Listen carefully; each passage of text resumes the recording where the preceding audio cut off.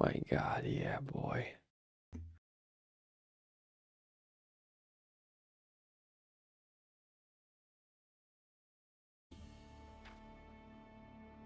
Okay. Hello, everybody. Hello, beta testers. Nice to see you, everybody. See you all. Okay, no, not this. Like this. This is better.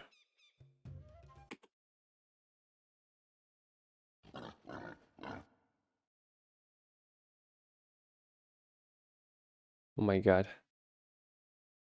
It's been renewed. Oh my god. No, no, no, no, no, no, no, no. Like, you. Okay.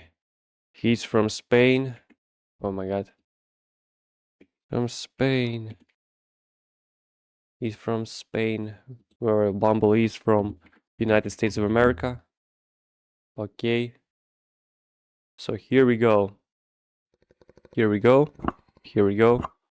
Here we go. All right. All right, folks. Hello, everybody.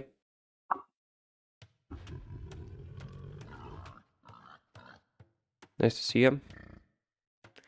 Okay, I hope this game won't crash, because for some reason we got this point unreviewed, and some sets might be forgotten, unfortunately. But I hope that all sets might be casted, because again, we suddenly encountered, you know, new update for our favorite game. But anyway, here we have Prospector's Grail, Daniferdoser versus bumbaloe. I played against Daniferdoser. I beat him via 2-1 on Hyper Random weekly 1v1. Okay, but now here we have Prospector's Grail. Bumbaloe picked Hans. Daniferdoser picked Berbers. Okay, Berbers seems to be more reasonable pick for this map.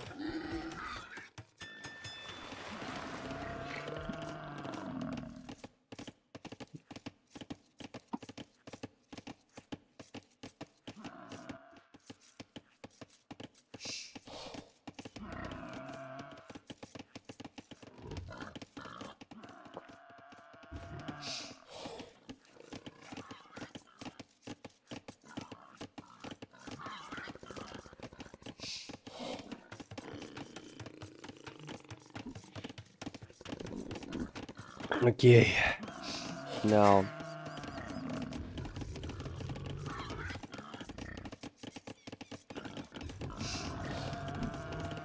here we have bumbaloe. Okay, so I think there's nothing interesting, though. I will definitely bet on Berbers because they have plenty of options to counter Hans, like both melee cavalry and cavalry archers. Hans might focus on, but Hans have chances for early Hunnic fast castle age cav archer rush, because they have cheap cav archers, so that definitely can play into their favor. That's it. But here we go.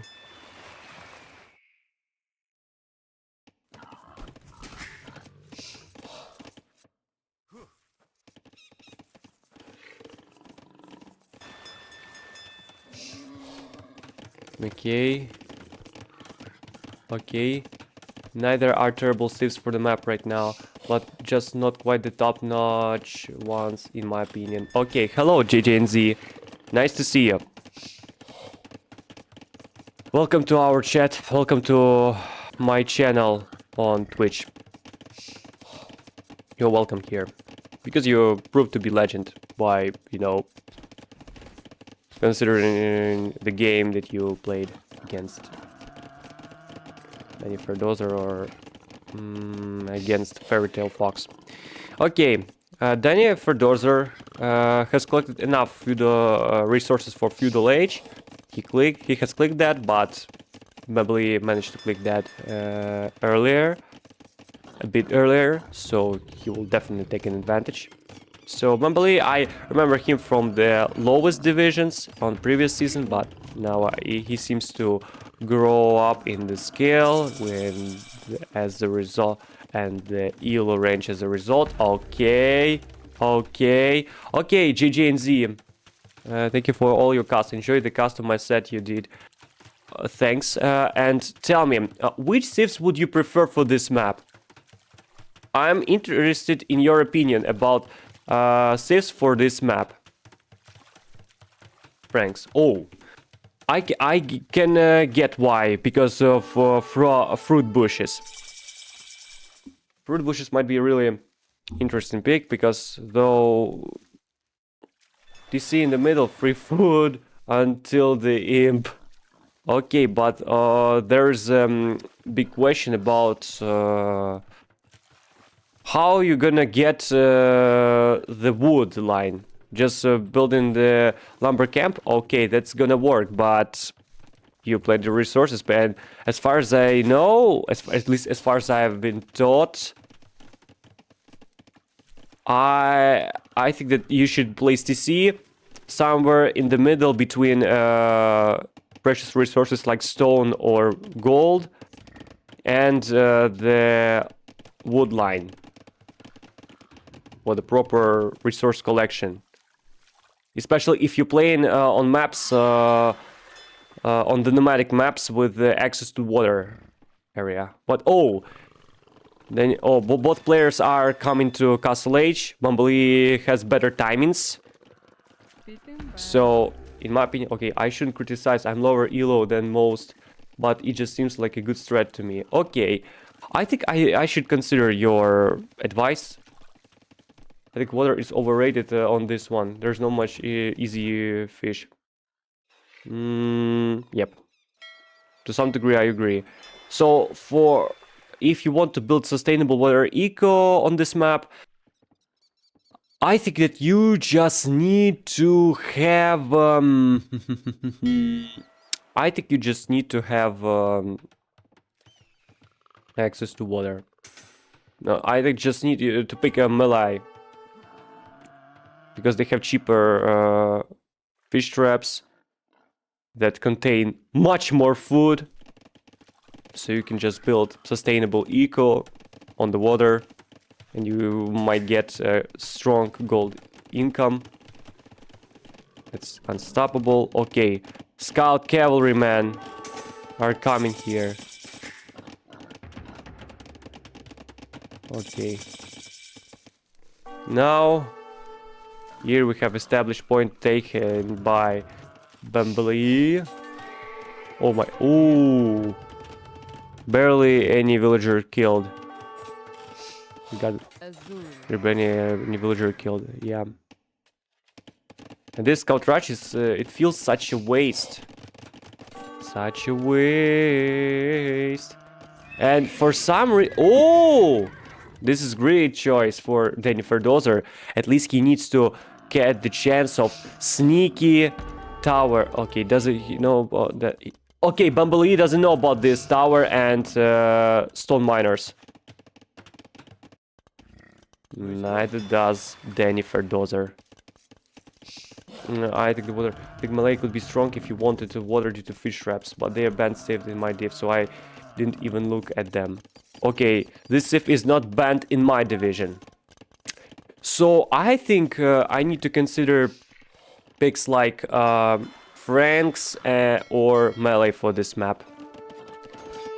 Because melee is very, at least it's tough enough, Sif that's tough enough for maps like that, for Prospectus Grail.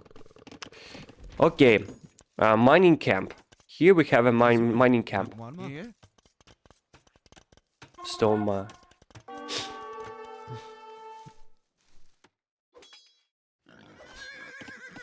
Oh, castle drop. Expected from Bumbly. Okay. 10 villagers.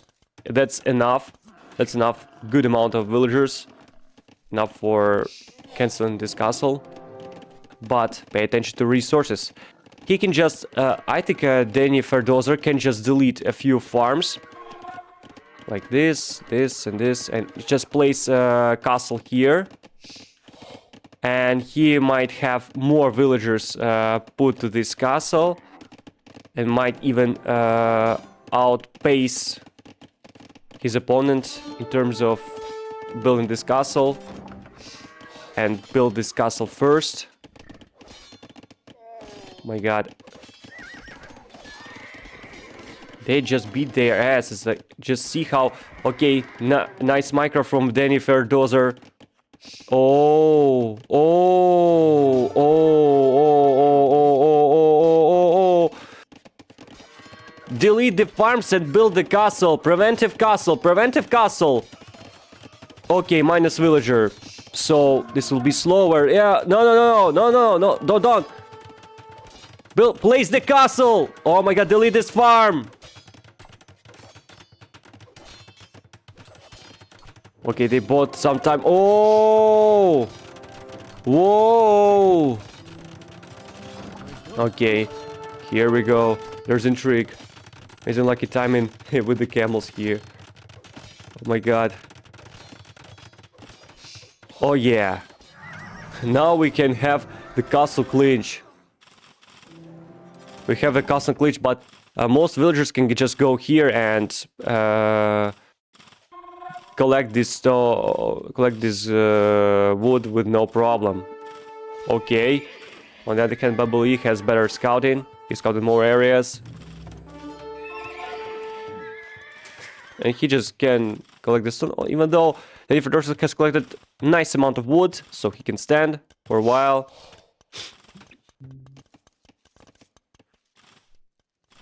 Have a camels. Inside we should have a camels, but oh, Tarkans. They are great against defensive structures. Like the cheaper castles with ranks to secure the stone, the area, and just CD and the whole map. Yeah, like you did. Like you did against Fairy Tail Fox. Okay, so I think that I need to take to consideration your tactic.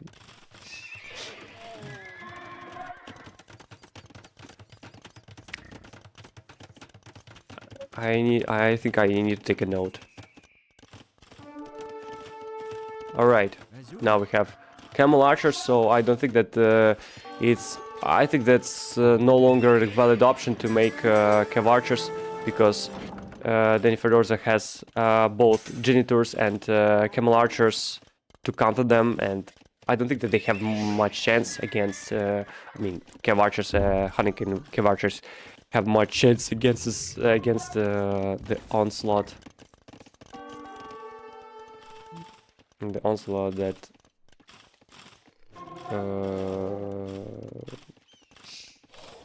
Daniferdoser has prepared, but on the other hand we have Tarkans, like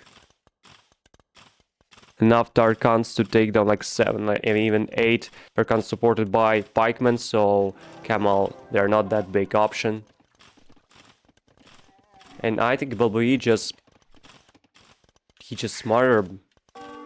Though I do not see him as a don't consider him as a favorite, as a serious favorite, but at least I know that he might be a really dangerous and tough opponent. But oh my god, some villagers are slaughtered, some villagers are killed. Not that many as he may expected. But this camel archer has survived. It has managed to survive. Oh, they're just taking shots for free. Okay, so Tarkan is a middleweight cavalry. That's not that powerful as Knights does, but they're good against against structures. They're good against structures. So I think that Daniferdoser needs to focus more on camels. Making as many camels as possible. Otherwise, he's gonna lose matchup against Tarkans. Also, he can use camels to snipe pikemen, and then that's it. Like this subject, Sieves, I consider Mapuche is one of the two with berries. I don't know how they do, but it intrigues me. Well, unfortunately, I do not have access to Mapuche because this is expensive for me.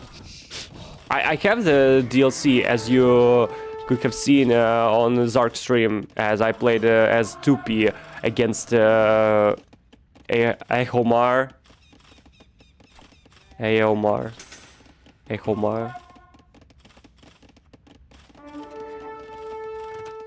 Okay, defensive castle, not bad.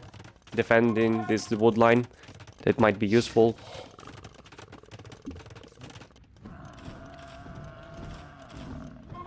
I need to do so. Okay, this castle clinch, we have no castle clinch needed here, actually, to be honest. Yeah, this castle is gonna down slowly. When they notice. He still hasn't noticed this. But I think he should take as much stone from this as possible before it's too late. And they are within this castle attack range, but they are secretly repairing this. Okay. Again, Ferdozer does a great job in terms of resistance. But would that be enough to stand a big chances against Babali's onslaught, against Babali's assault? I don't know. And we don't know, actually. But this castle can fall down. Some even some Tarkans are about to be killed, about to be murdered. For some reason, he uses Tarkans to kill this villager, though he could have used the castle for such purpose. So, like, he tried to destroy this castle quickly by using the Tarkans, but he failed. Now he might not fail, but there is a problem. Oh my god, this is a bad idea to do this. So with just using your ships. Oh my god. Oh, some villagers, lots of villagers are about to be killed. It's bad idea to do any rushes and castle drops against a bunch of units when you know there is a nearby unit that can easily cancel this castle. Oh, like he can make it. There's nothing there's not that much left here, of course. In the name of destruction of this castle. Yeah. This villager, she's a hero. She's a true hero of this story. These Tarkans sacrifice themselves, at least most of some Tarkans sacrifice themselves, so this nearly dead villager can finish this castle, and that happens. Absolute hero will. Yeah, that's heroic villager. But pay attention. Scores are almost even. Scores are almost even.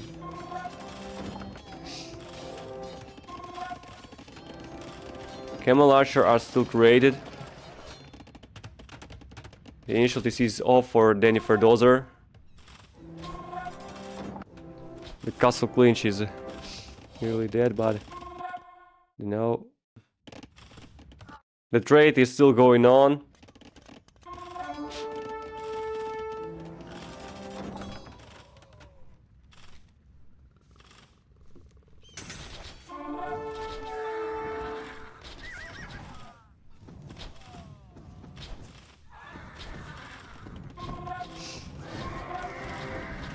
Oh my god.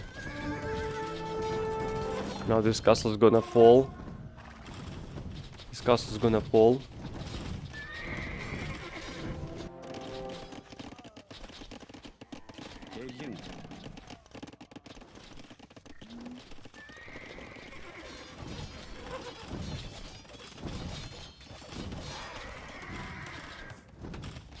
Don't repair this castle. It's over. It's over. It's over. Okay, the murder holes, they are working actually.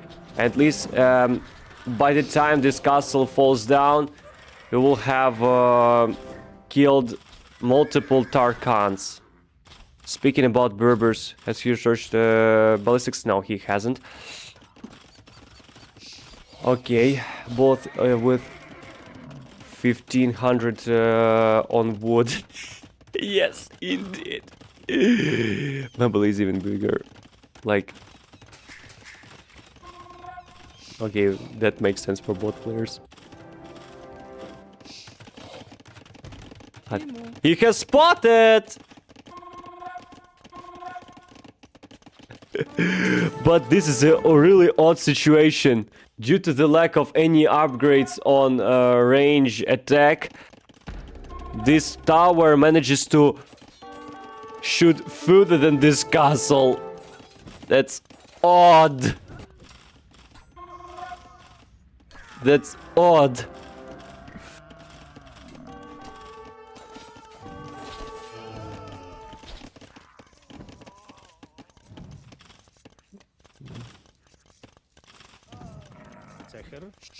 Oh my god.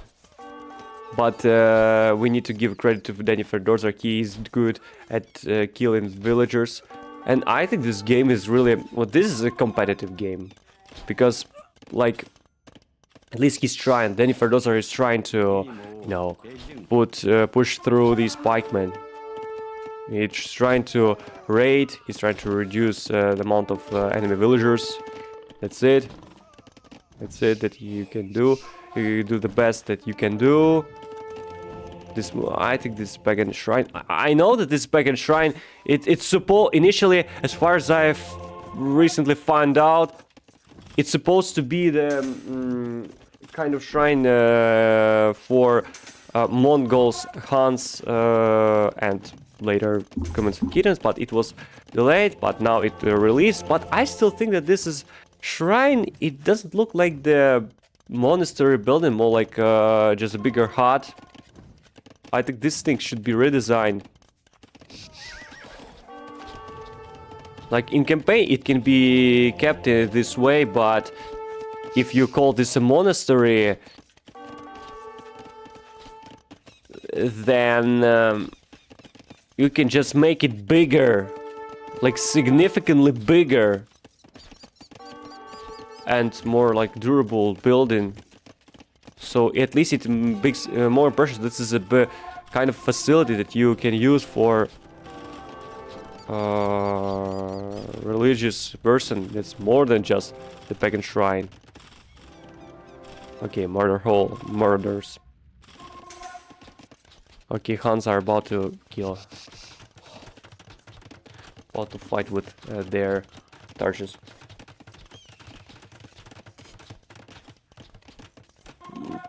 Oh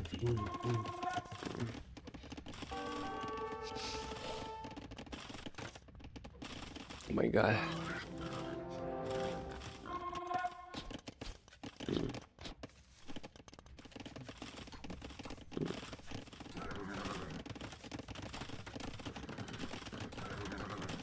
Okay, still both players are refusing to come to the next age. They're refusing to do so. I think it's inappropriate for them. Okay, now this tower is gone finally, and these villagers are about to be killed. So again, Bumbaloe is trying to outpace Daniferdoser in terms of Vill number, but he fails. And now this water eco is starting falling apart. It started to fall apart. Let's see, prevent that. Yeah. This castle's still standing! This castle's still standing! It will be really big irony that this castle falls down with no siege units usage, without using any siege, before this castle falls down. Okay, lots of targets. Like how many? 31. Oh my god, this is gonna be really the tough problem. Tough problem, tough problem. Oh yeah. Oh yeah. No, no, no. They have a second armor upgrade for these units. Okay, they're doing pretty well. Reducing some number of Tarkans. That's great for Daniferdoser. Now he's hit and running. He's forced to hit and run. Yep, yep, yep. They're doing this.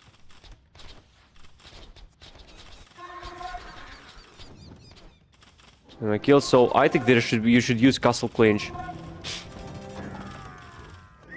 With the situation, that's perfect situation for castle clinch. We're using castle clinches. Okay. Oh, maybe this is their last chance. You can use that for. Okay, never mind. This castle's not gonna fall that soon. Odd. Slaughter. Slaughter.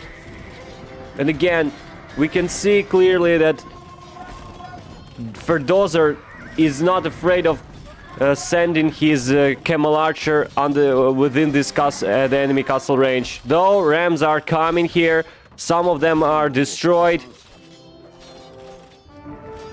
But fucking hell, like bumbaloe is trying everything he can do within the castle age to take down enemy castle, and almost every single attempt is got a failure. Okay, they come here, but I missed that. But some rams are just destroyed. Some rams are just about to fall down.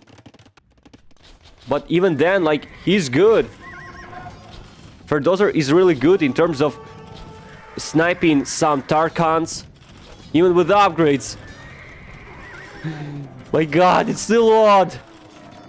Tarkans are falling, so you cannot get the proper number. Okay, pay attention to resources for Daniferdoser. He can click the Imperial Age. Just click Imperial Age in this TC. In this TC, you can do that. Click Imperial Age, and then bumbaloe is down. No.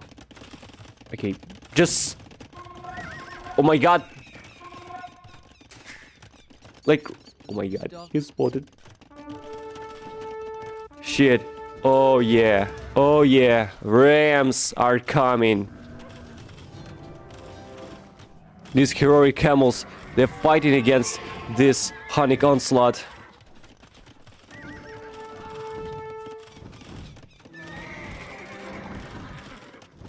And they do perform really successfully.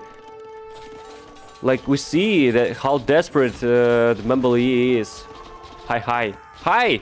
Vill's Gambit. You'll be the main event, you know? But we're about to see what Daniferdoser is capable of in 7-piece tournament. It's proper to say in tournament, not on tournament. This is a mistake.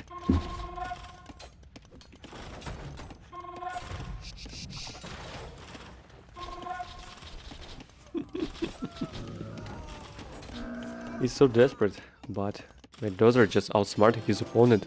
Like, this is a good game, to be honest. Maybe not the best, but this is a good game. It's really solid game because nobody's stepping back. Nobody's trying to set back.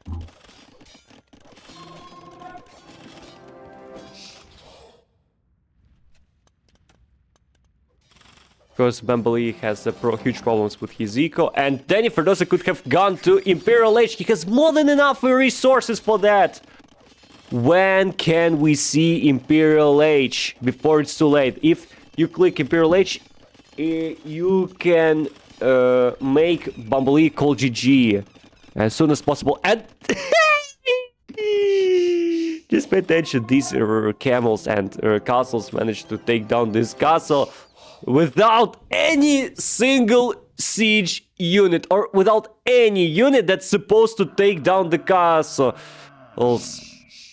At least archers like castles. Okay, relic victory has started, but there's a problem. There's a huge problem. Your opponent is coming to Imperial Age. Sure, you can keep this monastery here inside. You can buy Imperial Age for yourself. But first, your opponent still have the advantage in terms of, you know, coming here. Oh, castles. But there's a problem for bumbaloe, and that's bombard cannon.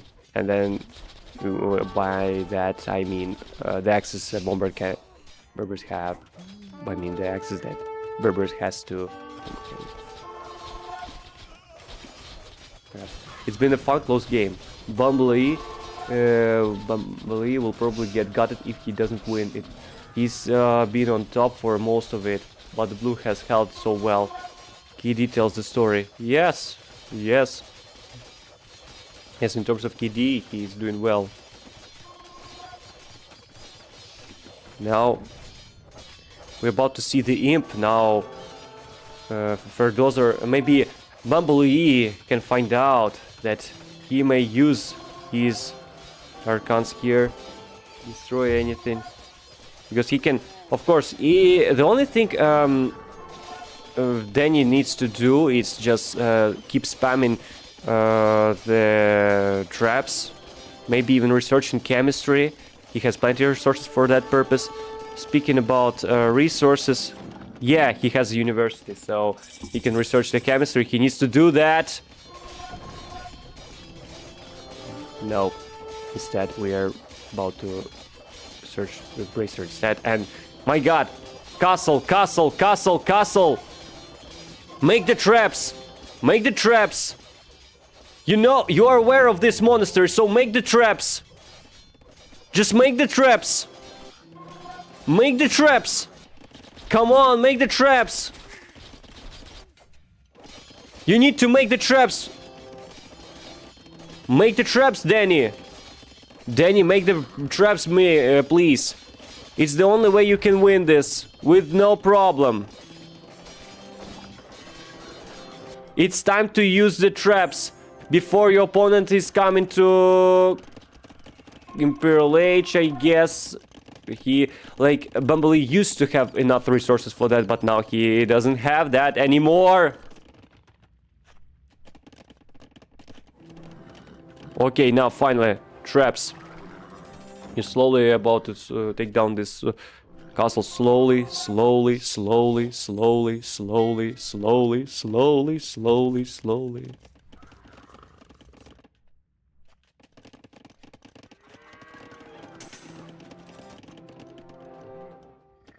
Okay, now we have more durable camels. Like camels, you just need to research origin. You just need to research. Okay, iron casting needs to be researched, and elite camel archers. Just use these traps. You don't have much time for that purpose. You have to wait. You don't have much time to wait. Okay, sure, he has a great gold income, but what's next? Okay, like, you're outnumbered. It's just a matter of time when your eco is about to be killed and slaughtered. Now you're about to deal against units that are significantly upgraded. So the only thing bumbaloe has hope for is that Daniferdoser may win may pay too much attention on some necessary stuff, like killing these villagers, and etc. I think he needs to add more. Okay, he needs to add more trebuchets. The more trebuchets you add, the better it would be for you. No, oh, really? And he should not lose any trebuchets. Okay, now the castle has fallen down as expected. They barely do any damage to these traps. They haven't even touched it.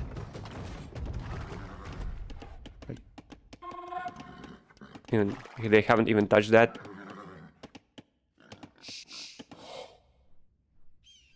You research chemistry. Chemistry? Where's the chemistry? Where's the CG engineers? Where are the CG engineers? Where's all these upgrades? Less than a half time left for destruction of this monastery. So maybe bumbaloe, despite being in inferior age. They take down this TC. Other shit rules, yes, I agree. But okay, you just decided to rush the rules. Okay, keep your protect the trebuchets. Protect the trebuchets. Okay, he knows about that. He knows about these castles. Protect the trebuchets. Keep your. Okay, never mind. Never mind. Never mind. Never mind. Never mind. Never mind. Okay. What the fuck? Okay, destroy this castle. Destroy this castle at all. Destroy this castle at all costs. Add another trebuchet. Keep producing trebuchets. Keep producing trebuchets. Yes. Yes. Poltergeist, wait, did he call the relic victory shit? Yeah, it's annoying. Yeah, it's annoying. Don't waste these camels. You will need them. You're gonna need them. You're gonna need them. You're gonna need them. No. Destroy this castle. Destroy this castle. Don't spend this time for this. Ah! Yo! No! No! Oh! Yes!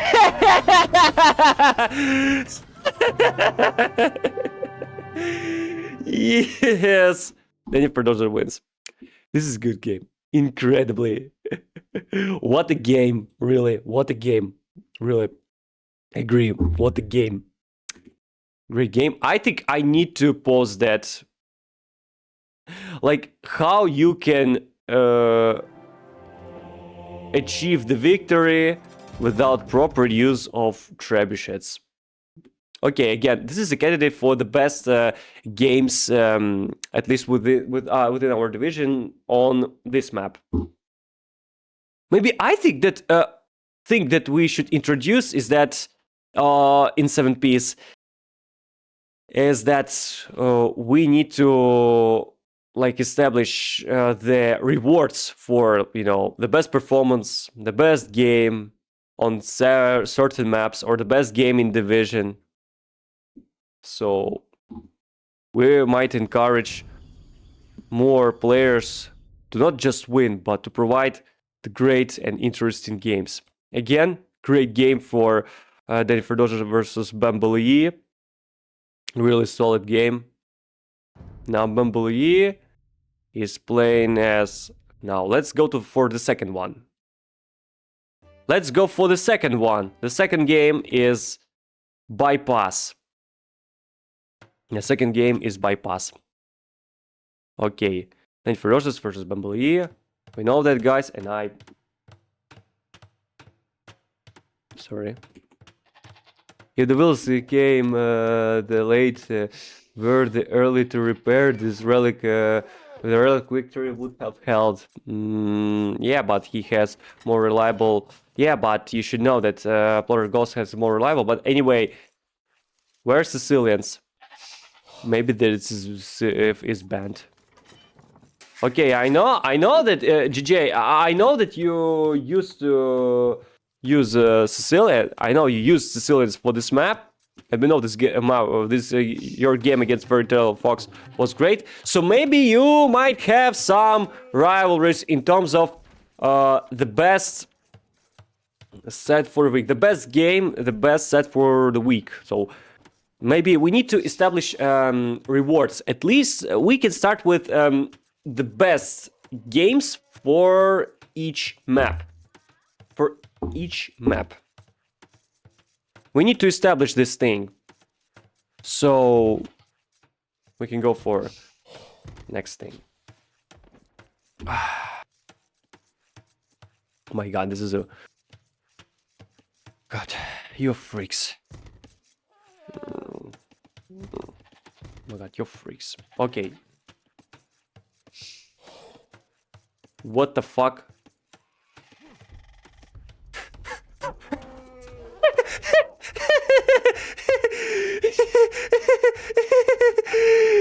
I like the idea. It works really well for the format of the tournament. Long-term planning with the civs, etc. I don't like the forward house wall. Should be the double palace sides. Maybe house is more reliable and more useful because it provides, it has more HP and it's more durable and it provides +5 population. But you know what's the oddest thing? You know what's the weirdest thing here is that Daniferdoser is using this Spanish civ, being Spanish, using Spanish, while Spanish is banned in my division. It's banned in my division. So I have bad news for Daniferdoser. Despite this previous game might be his victory, but no matter of the outcome of this game, I think the Daniferdoser ends up with draw at best, because he's using the civ that's banned. I have Spanish are banned in Division 5, in division that's Daniferdoser's take part in. Oops, yes. So I know you are Spanish and you want to use your own civ related to your nation, but you should keep in mind that this civ is banned. You can check if somebody doubts that whether Spanish are banned or not. You can check the handbook. You can check you know, a handbook. So you can check the handbook. You can check you know, the brackets, our 7P's 9 brackets in Division 5, and see which civs are banned.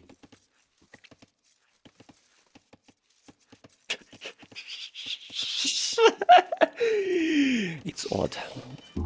But anyway, so the only thing we can hope for is that this game will be not that much worse for... it will keep up with the previous game in terms of quality, competitiveness, and spectacle. And excitement. I mean, excitement suits better for this. Anyway, Franks versus Spanish. The Spanish is almost the versatile unit, so the only units that Spanish are not good at is the siege, especially the scorpions. They are weak. Also, they have weak foot archers, extremely weak, but they have good cavalry archers, skirmishers. They have access to gunpowder. They are good at gunpowder civ. They have good monks. They have fully upgraded infantry, usual infantry. They can go for the cavalry. That's also good. In addition, they have the blacksmith upgrades cost no gold, which is a crucial part. So that's even better for them. In addition, they have Inquisition, most of the missionaries convert faster, and missionaries have +1 range. Also, they have Supremacy, very durable villagers. They have great defenses because they build in defensive structures faster, much faster, etc, etc, etc.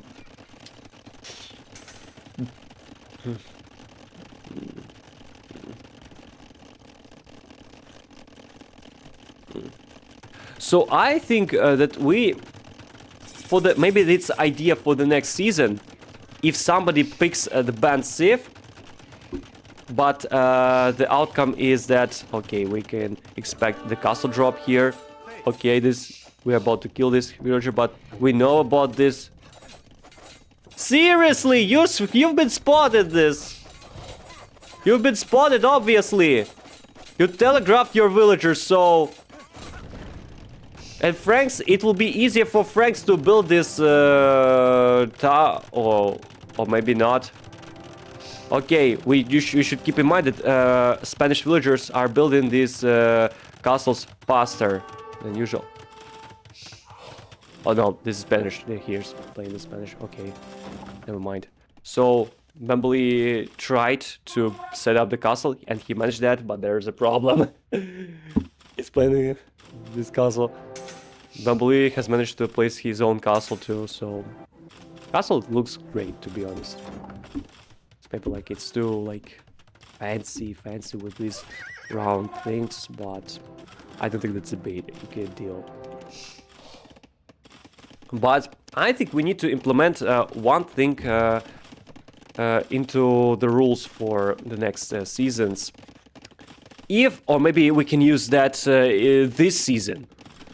If we see that somebody has won the game with the band shift, that means that this game technically is gonna be a loser for both players. It can be a loser's thing for both players, so both players appear to lose their games, no matter the outcome. So I think we need to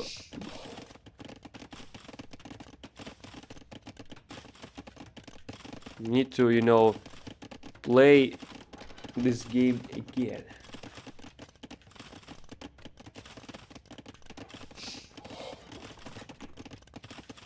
What are you gonna say? Let's say if you use the ban shift, your opponent gets to ban a future shift for you. Yeah, replayer, but with your opponent gets banned for the future shift for you. At least exceptionally for you. So your opponent gets the ban shift for you. Which means, I mean, you need to play another game, but with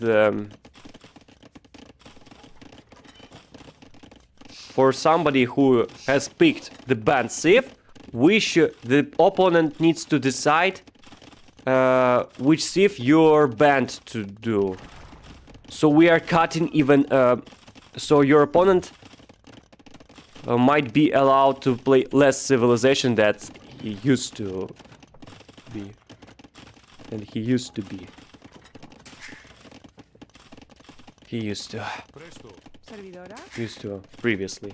So if you play in the Spanish, so let's take this case for example. If Daniferdoser beats bumbaloe, it results into the loss for both players. So we can offer replay for Daniferdoser, maybe even on this particular map, but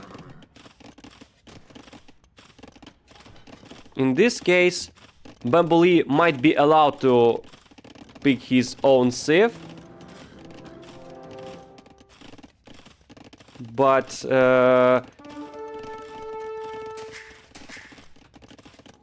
or maybe not. Maybe I think that this is really controversial.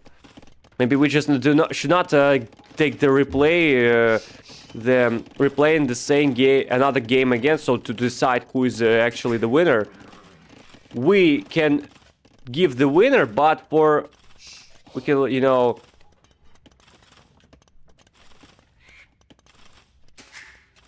we need to implement some penalty for.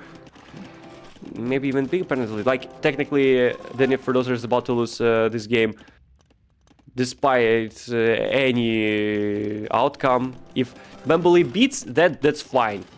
That's fine. That we should not care about that. We should keep the way it is kept here. Like, okay, Daniferdoser is about to lose. Okay, he's using the conquistadors. That was expected from him. But I think that we should, you know, in case bumbaloe wins, that's fine. Like, he used the shift that wasn't banned on this map,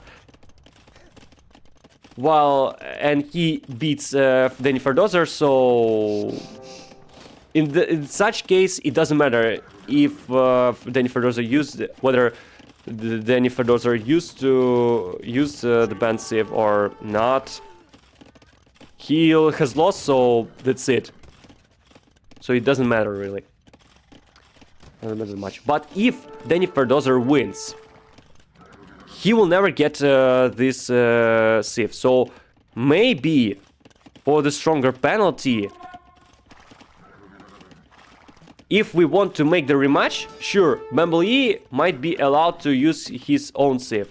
But my bumbaloe or somebody that has used the banned sieve, that has not, I mean, somebody that was playing against player who used the banned sieve, we need to implement a thing that he might assign the sieve, might tell which civilization would the player who used the banned sieve play in the rematch. So for instance, Daniferdoser used the Spanish yard, and sure, I think that Daniferdoser is gonna win this matchup. So Bamba, I think there needs to be an extra penalty for choosing the wrong sieve. Whereas the next set, Danny, as example, has an extra sieve to use because he hasn't used the sieve this game that he lost. I think that Bamba might choose a ban to ban, I would say, Aztecs or something for Danny so to use the rest of the season. Maybe, or if we use the rematch, we should give two options. Or maybe I think we can offer two options for such case. The first option is that that's what you offered. Then you can just ban for Daniferdoser the sieve. I mean, you can ban the sieve for the next matches. For that he might not allow to use anymore till the end of the season. Or we can use the concept of rematches, so we can establish who is the winner, because again, we are about to, like, in case the Daniferdoser wins, then bumbaloe still will have the loss. He will never take he's not gonna take the victorious set, so he won't be considered as a winner. And he appeared to lose entire set, but Daniferdoser is not taking the victorious set. He will take the draw set. So both appear as losers. They both appear as losers, which is not unfair to be. Which is not fair, to be honest. What I offer is that we can give a concept of rematches on the same map, but bumbaloe is not just allowed to use the same sieve as a rematch, but he will be the one to choose the sieve to play for Daniferdoser. So bumbaloe can just choose maybe the most atrocious sieve in bumbaloe's opinion to play on this map, and then that's it. Maybe bumbaloe can adapt. Maybe bumbaloe can adapt.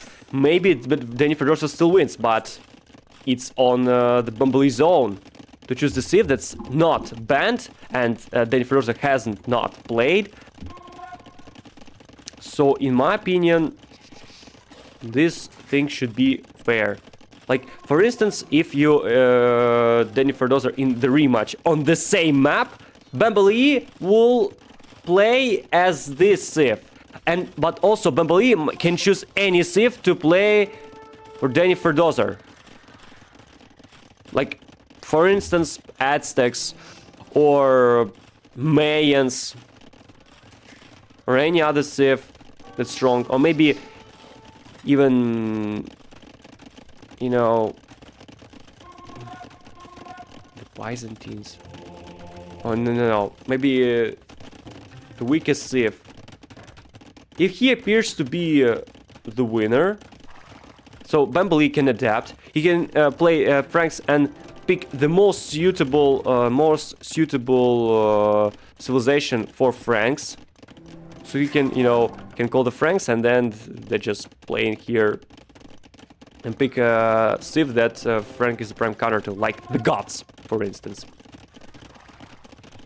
Or, I don't know, maybe Malians. Though these sieves are not bad, and they can work, especially considering the Madban's game against Modi Dan. I managed to watch all matches. This is the first to lose for the banned sieve this season. I think so. like I think so. I haven't watched the rest of the season, but maybe not.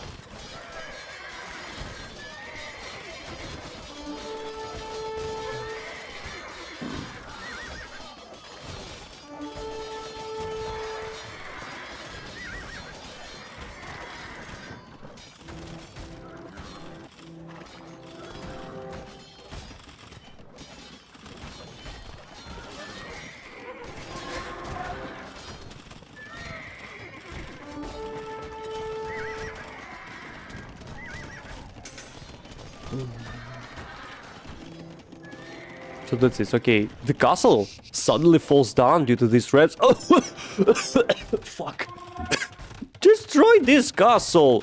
Use these ramps. Okay, never mind. These ramps are about to be destroyed by these knights. Okay, this defensive castle is about to set up. Okay, bumbaloe has... Just pay attention to this wood. This amount of wood.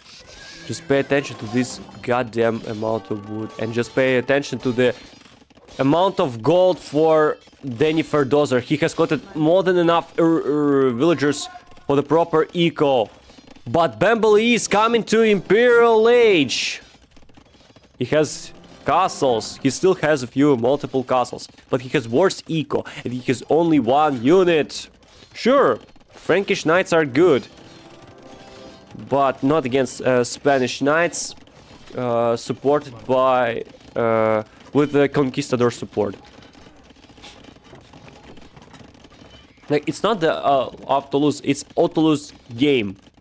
But oh my god, I forgot we had the game on the... Maybe it wasn't previous season. Yeah, it was the previous season where on Kilimutu Lakes and both Kilimutu Lakes... Yeah, it was the previous season. Where Vill's Gambit and Jack Warrior played against each other and they used to pick banned civs for them. Imp Time will win here if you use properly. Maybe. Maybe. Okay, Bearded Axe, okay, that's fine. I mean, Ram rushing this thing is not very... Daniferdoser has wasted his opportunity to go to Imperial Age. That's bad. That's bad. Oh my god, that's bad. Oh, this is bad. No problem, go. Like he had, pay attention, he had lots of gold. Had lots of, biggest amount of gold. Rams! So maybe, unless bumbaloe might not notice this, he can go make as many beard axes, as possible. Just destroy this and just keep making the Beardman Axemen. Throwing Axemen. Need to make the throwing Axemen. Oh, you need to use your tower against this. Okay. Oh, kill conquistadors. Kill conquistadors. You need to kill conquistadors. You use this castle to set up trebuchets. bumbaloe, you should win this. You should win this. Okay, you're not gonna win this. Pay attention to his resources. Pay attention to the resources for this genius.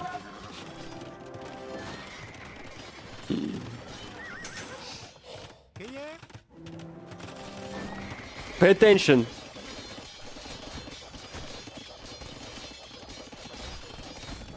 Okay, minus castle. Good job. Maybe bumbaloe doesn't need this. Maybe, or maybe I mean, Daniferdoser doesn't need the castle. Doesn't need to go to Imperial Age, but I teach you to this insane amount of resources. That's fucking insane. And this wall is still not finished.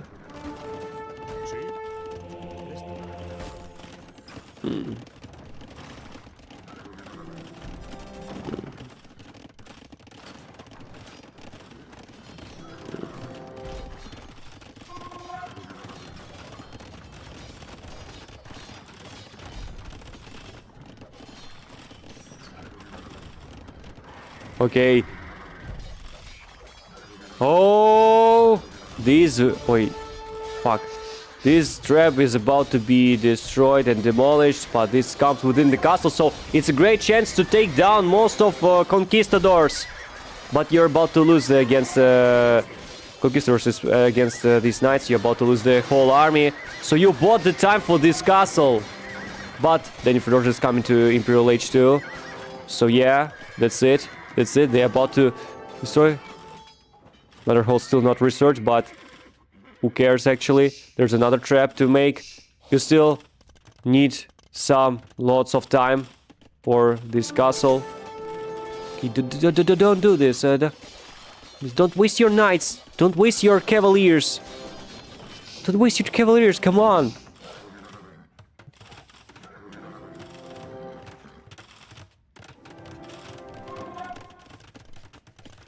Okay. Now he's building the Great French Wall. Don't place this castle here. It's gonna be the mistake that cost your victory. Keep these knights within your castle range. No. Or maybe you win.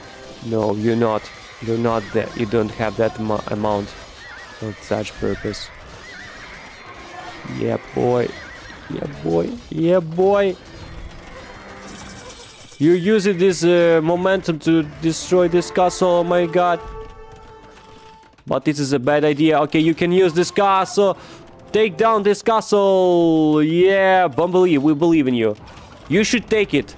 Because it's the only way to make it legitimate. And you can, with this move, you can do the favor for both you and Daniferdoser. Because, again, it can be just counted as another loss. And you can, you know, in that case, you can just choose... The bumbaloe can just choose the sieve, any sieve, to get banned for Daniferdoser. So Daniferdoser might not be allowed to use the sieve anymore. I think that the proposition of JJ here at this point will be a really good thing to consider because, you know...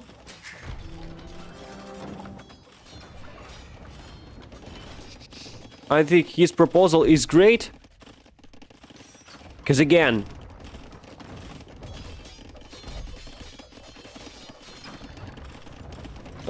you can use lots of civilization. You can use incredible amount of. You can just by winning this, bumbaloe might be allowed to set any sieve ban to give any sieve banned for Daniferdoser. So Daniferdoser might not be allowed. To use this sieve till the end of this group stage. I think that's it. My god, these ramps are gone. And Paladin upgrade is coming. Full upgraded. But pikemen are about to come. But against paladins they're not that good. But however, they have paladins. Oh, they have... Okay. Daniferdoser has access to halberdiers. So, bumbaloe... I think this is a victory that bumbaloe can do for his favor. For not both favor... For his favor and the favor of Daniferdoser. Because Daniferdoser can just get the civilization banned. Yes, that's it. And there won't be scandal. You still get a victory. But Daniferdoser, like, it's not that bad for him. Because he still lost.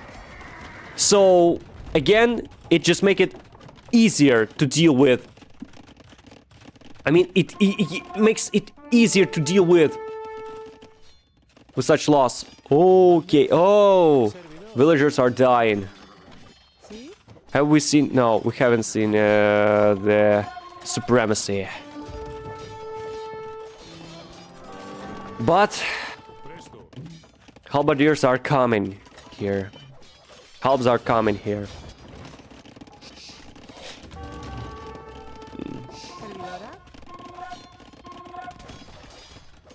Wardens are coming too. This castle's still standing. These castles still standing. Great defenses. So Franks are good pick for this map. Definitely. They are good this pick for this map.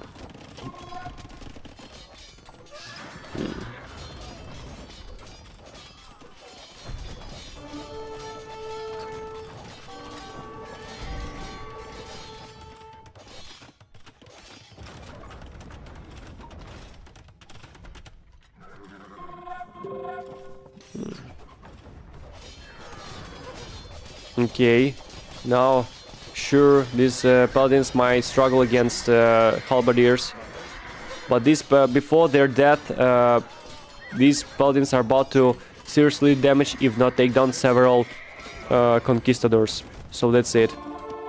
And they are now getting support from these thrown axemen that are firing under the beard with bearded axe, which gives them +2 range. I still believe in bumbaloe. We should root for this guy. He's doing favor for both players. And for us. For admins too! Even more than 2 players.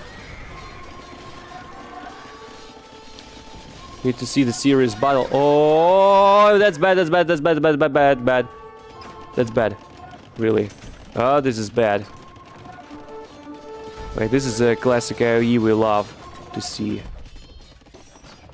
Incredible.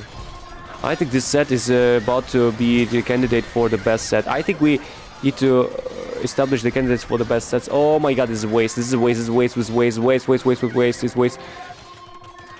It's such a waste. Okay, these paladins are good, especially the Frankish one with extra HP, but they're still falling.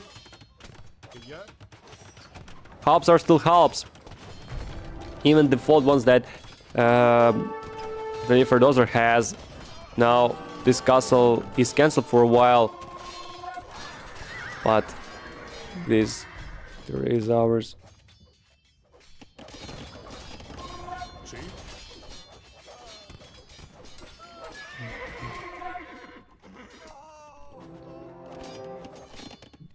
It still is not clear who's gonna win this, so I can just rush this to skip this boring part. For some reason, bumbaloe is starting falling apart. For some reason, he's using on cavalry, even knowing that they fail against halberdiers, even default ones. He lost all traps. He can still use more villagers for his tactic, but don't know. I don't know. But I think we have rivals for the best bypass game.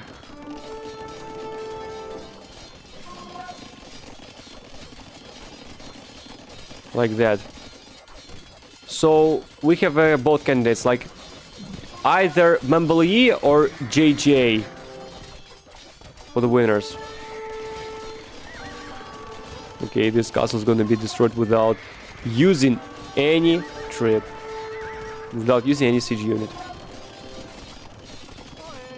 Okay, considering that Franks have access to gunpowder units, which means they have access to this cannon, hand cannons and hand cannoneers and bombard cannons, but he hasn't researched the chemistry for some reason, so that's not gonna fail. Yeah, just place the palisade here. Place the palisade here. This castle's gonna be finished. Yeah, yeah, yeah. Oh, oh, whoa, whoa. Where are you taking this relic, monk? Just look at this genius. Just take a look at this genius. But now, finally, we're going to skirmishers. Maybe they're more effective against both conquistadors and halberdiers, but there's a bomber cannon. It could be easily taken down by bumbaloe. Pay attention to this result. They are infinite. They are infinite. Oh my god, the gills. He's liking gills. That's a bad sign.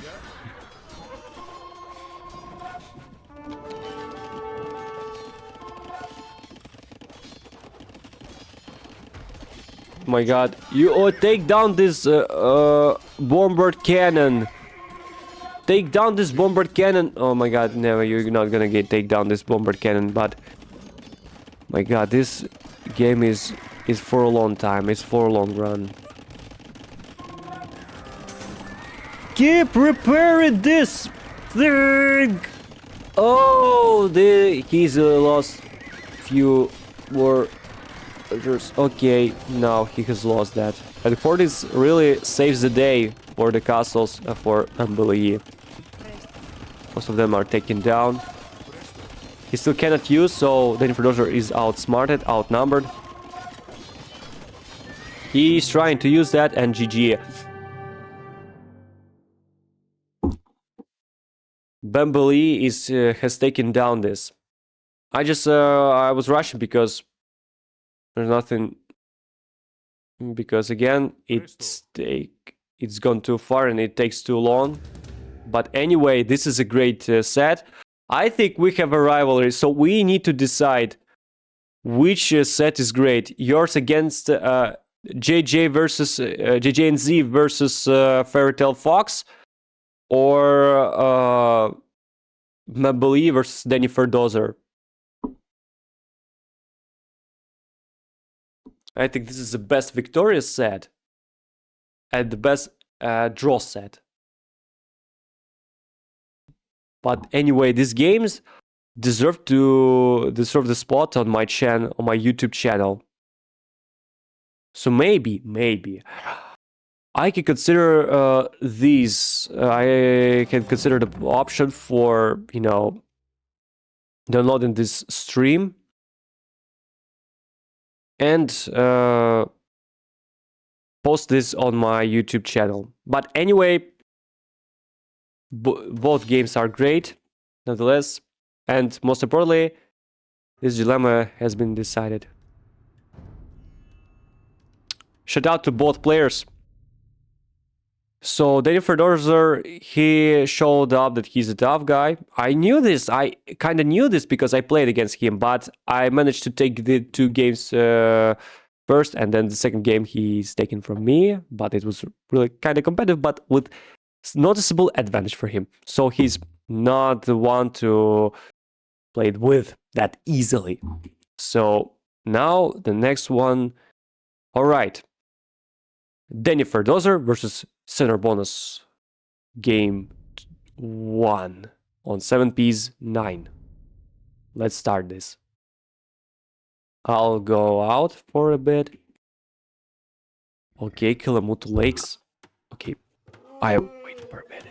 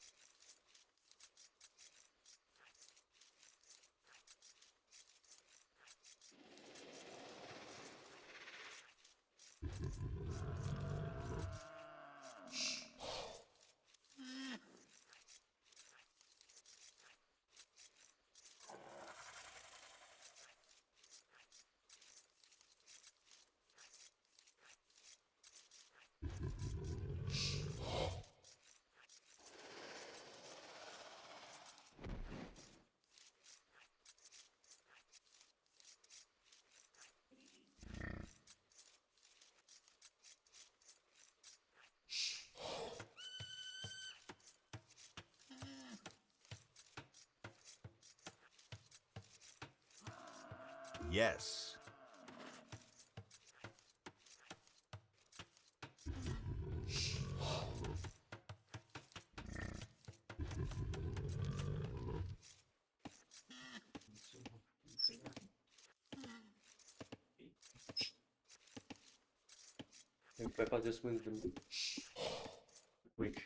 Yeah, GG's. Maybe Bypass just wins the map of the week. Okay. I kind of agree with you. Okay, SenorBonas versus Daniferdoser. So we've encountered, we've seen that what Daniferdoser is capable of, but he's playing against the legend, SenorBonas, from Belgium.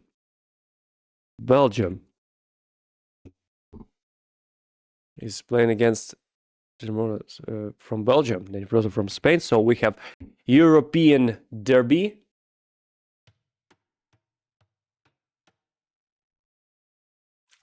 Okay, they are playing again on. Okay, both SenorBonas and Daniferdoser are playing on the on the Kilimutu Lakes.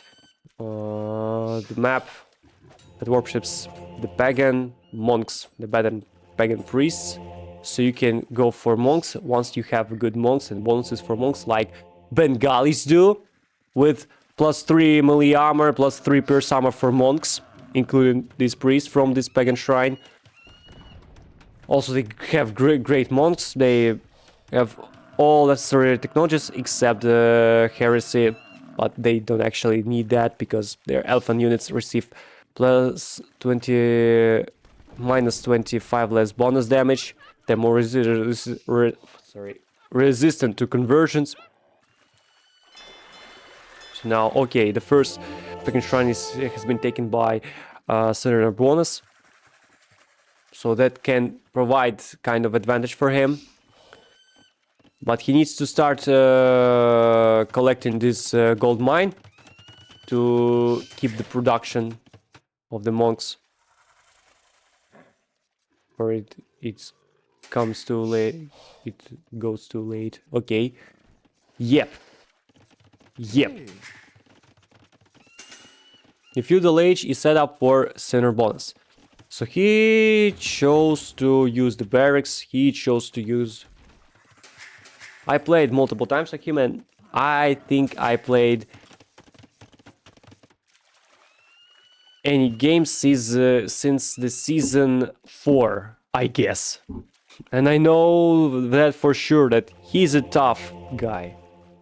And I had the set against him that both games were great, and that... And moreover, these games with these games I made a statement unintentionally, at least because Zard casted that and he find out me as a maniac with a unique strategy, which I am not against. Feels like Bengali should be the band for this map. It's question to somebody who offered their bans. Like, I offered the bans for Lithuanians, but who knows? Okay.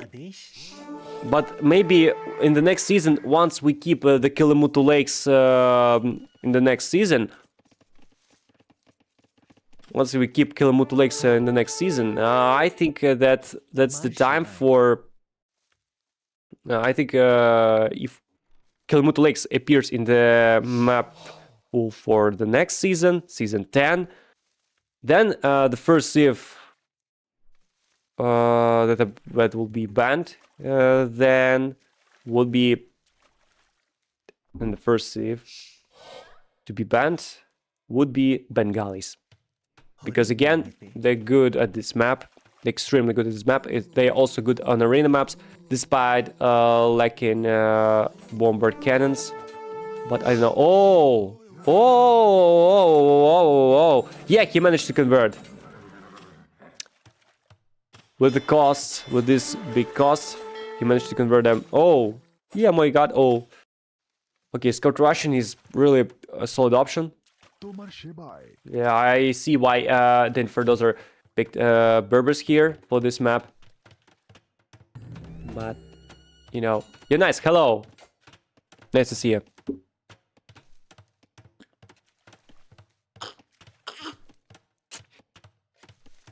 Okay. Oh my god, fuck.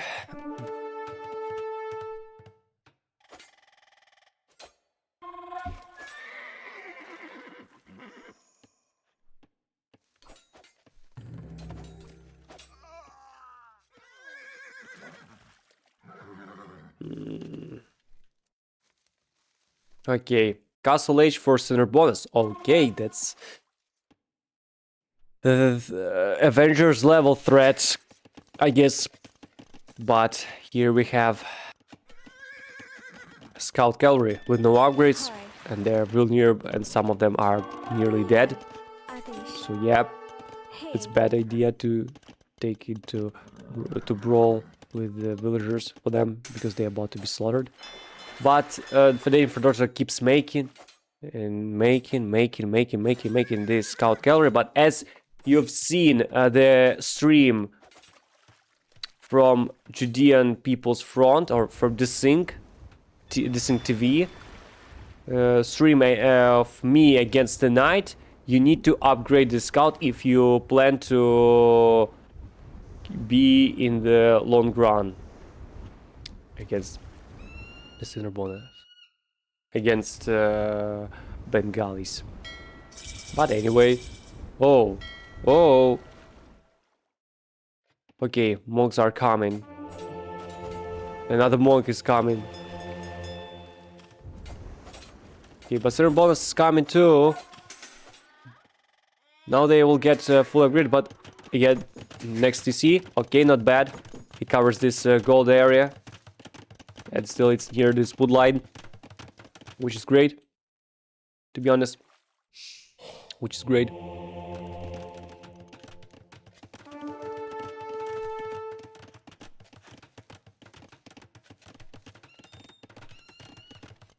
Okay. Now...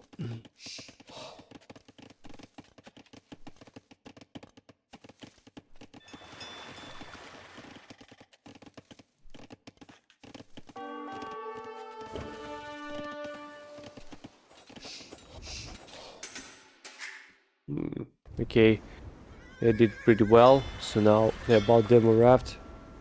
Okay, they just destroy this fishing ship with demo raft. It's like the old habit, or this pre last chieftain patch, when you did not have access to hulks for this unit. No, you use with never mind. So you, for the proper counter, for countering fire galleys, you used to have used to make demo rafts instead.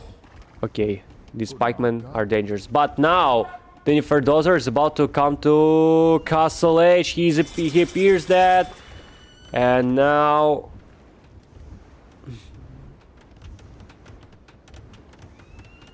somebody once told me the world is gonna roll me. Okay, all pagan shrines are taken by Daniferdoser. Okay, use these ships to kill them. Kill this monk. Use the ships to kill this monk. This monk is less durable. So, what are you doing? What are you waiting for? Use your ships, Toby. Okay, you're wasting. About to waste this.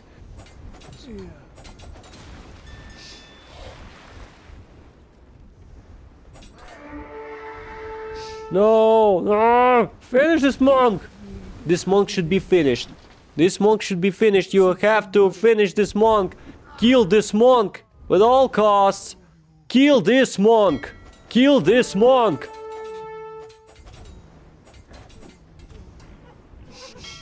It barely receives any damage. Kill this monk. It's within your attack range. Yep. Now, finally, you made me happy with this. Oh, boo! They endured that. Yep. Interesting exchange.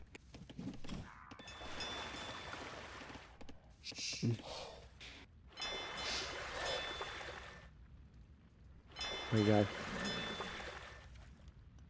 But now you have to upgrade your ships separately.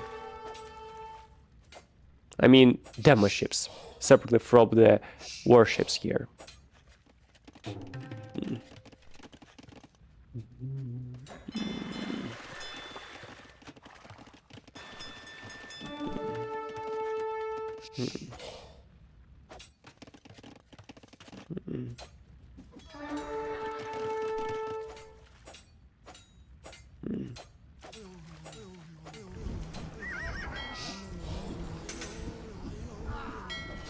You know, they murdered. Okay, I wonder if camel has bonus damage against ship type of class, armor class. But SenorBonas seems to be more efficient, more precise.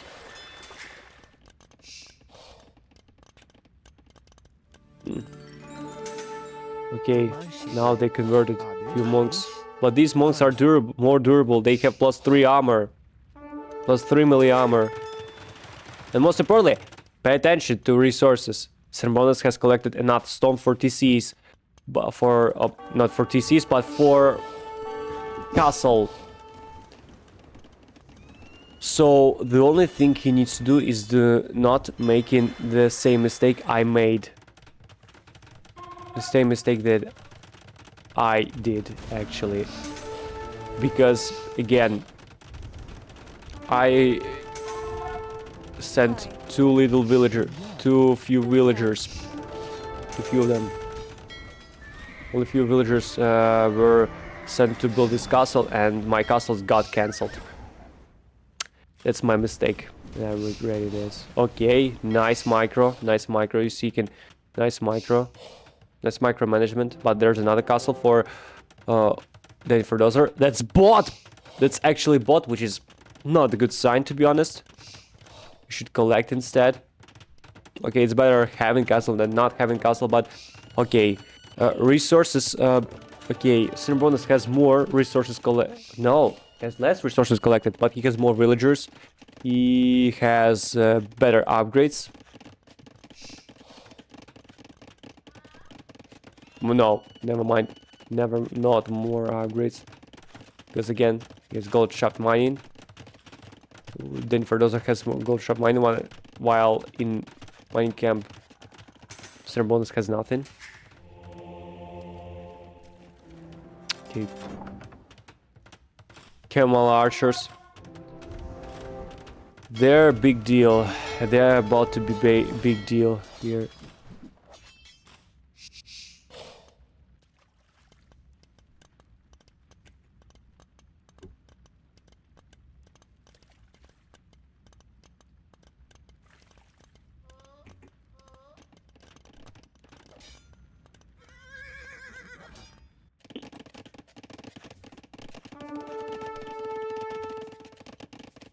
Okay, Imperial Age for SenorBonas. Okay, that's a big sign. Finish! This call is devastating because you have lots of cheaper camels alongside with janitors. They will be good for raiding.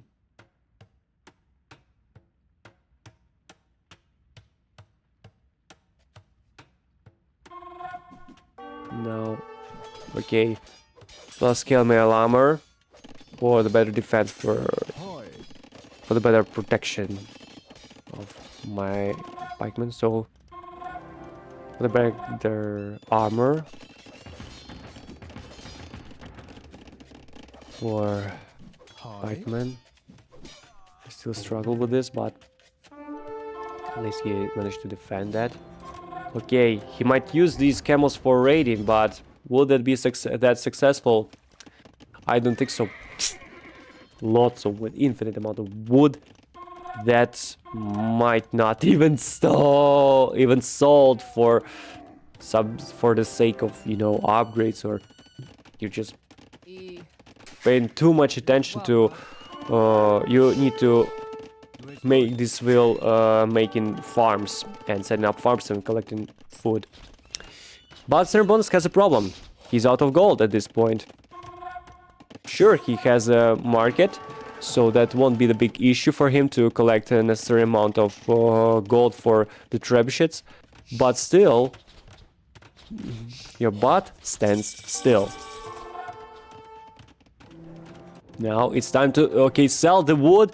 Sell them on the wood and then make the trap. Make the trap to take down this castle. Just take down this castle. Okay, Imperial Age for Daniferdoser. So maybe it's not over, but you need to make a trap. Okay, at least SenorBonas has noticeable advantage in timing. He has better timings, so he came to the... So he has come to Imperial Age much earlier than his opponent. And he has an advantage of making trap first and trapping down this castle. And Daniferdoser needs to think of options of how to deal with SenorBonas at this point. Okay, use this trebuchet. Or maybe you don't want to telegraph them. You need to send more pikemen. Okay, Bengalis. They have great elephants. Battle elephants are great. The elfin archers are great. But you're playing against Berbers. That's anti-cavalry civ. That cavalry civ that counters cavalry civs. So that's not an option. What is a good option is that Man-at-Arms? Okay, Man-at-Arms line? Militia line? Seriously? Like, what? Oh my god, they're about to come. See, they're about to come. They have no protection inside of this castle, so they protected with these castles. With this castle. Okay, okay. It survives, it survives. This trap should be repaired. Okay, melee units are gone for a while for Daniferdoser. Now this is surrounded by dogs. Oh my god, these brave pikemen are taking down these ships and killing villagers. Okay, both players are in the Imperial Age.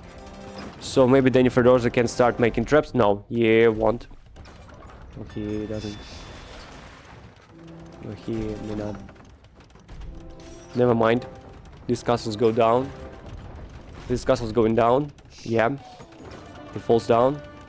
So these traps are about to set up, about to allow SenorBonas to take down this lake and get this gold under his control, and Daniferdoser resigns. It wasn't the worst situation for Daniferdoser, and he was definitely dangerous, kind of dangerous, but SenorBonas was obviously better, so yeah. The first game goes to SenorBonas. It was legit victory. That's it. But now, the second game. As we can see, this is a week 2, which means what? Which means that the first game can be in Kilometer Lake, but the second game as well would be on Michi. And both players decided to pick Bohemians. So we know what to expect. We know what to expect. The only question here is that who will be the first to come to Imperial Age and build the fucking wonder? Civ win, haha. No, well, it's not a Civ win, it's just the OP Civ. Like, I was thinking about the civs, the bad civs for this particular map, and it appears that the best civs are Byzantines, Bohemians, Turks, maybe even Burgundians to some degree, maybe even Spanish, because they're building wonders faster, because they're builders, they are faster builders, and that's it.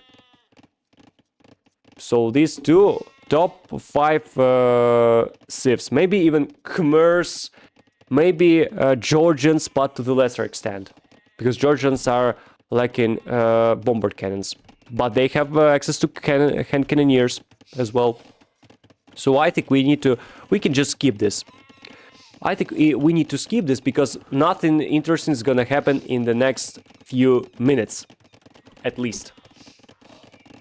I'm gonna play it. What's the best way to counter a Wonder Victory? I presume you can go for commerce and make ballista elephants and just go through this way. Just get way through these wood lines and the main wood lines, and that's it. You can just flood your opponent with lots of trebuchets. No, not trebuchets, but ballista elephants. They can just come here and you gonna frustrate these villagers, or maybe that's my assumption. That's my presumption. I presume you can use this tactic, but I cannot guarantee if that tactic is gonna be really solid. Okay, GG. Sorry, mate, I have a problem. Okay. It was fast. I have a problem. So maybe it was like the personal issue, so it feels like the auto win, so SenorBonas is victorious, so he is covering his loss to so he managed to cover his loss to Chosen Blood with this victory, though this victory is fluid, so like it's still legit to some degree, but to the lowest degree legit, to the bare minimum of legitimacy. Anyway, now we've come to our main event.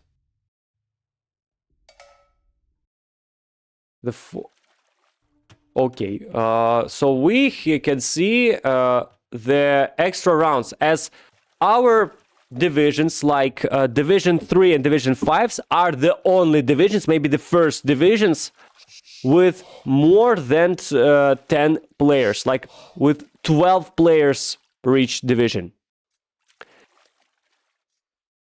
Which means that for the next rounds, for the week 10 and week 11, players are allowed to choose the week and the map. So like one player picks the week with the maps, and another player, his opponent, picks the particular map from this week. Vice versa. Say vice versa. Yes. And it appears that Vill, as far as I can see, Vill's Gambit picked week 6, Boarderdudeman picked Bishop, but Border picked week 8, Slava picked, okay, Vill's Gambit picked 4 quarters. So we can see that Boarderdudeman picked 4 quarters. Okay, picked week 8, but the Vill's Gambit picked 4 quarters. Okay, he used to play. He took the game against Genoese Crossbowman. Would you mind changing the colors one of the sleeves? Hard to tell two part of this time of night. Okay, I could just go for the classics. Okay, yeah, that's the thing. Жовто-блакить. Okay, we know these guys. We definitely know these guys. They are definitely familiar. They are legends. They're legends. One is legend Boarderdudeman, that was famous with his runners and demo ship rush and demo ship assaults, especially with Armenian. While the Vill's Gambit is one of the most accomplished players within any... Oh, sorry. Spain! Spain, sorry. Well, the Vill's Gambit is one of the most accomplished players within this division. I think that's it.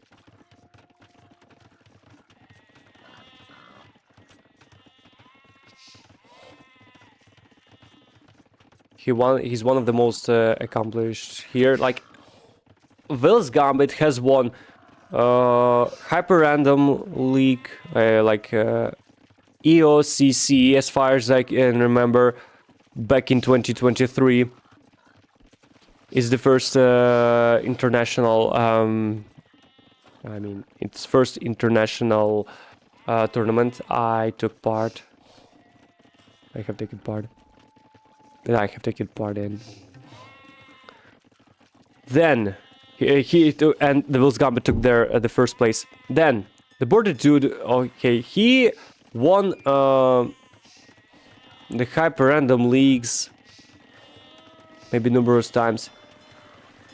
He took he's a champion of the season 7-piece season 7, 7-piece league season 7 in his division. Then he was really tough for any other opponent. With his, he wasn't that successful in season in season 8, but from the recent ones, I think from the recent victories, from the recent trophies, regalias, rewards, he was a champion. He's a champion of Six Nation Cup in Division 4, as far as I remember. I need to check it. So he's really an accomplished player, and there's intrigue. There's a big intrigue here. Okay, Boarderdudeman legend versus the champion. Okay, Incas for the Boarderdudeman versus Teutons for Vill's Gambit.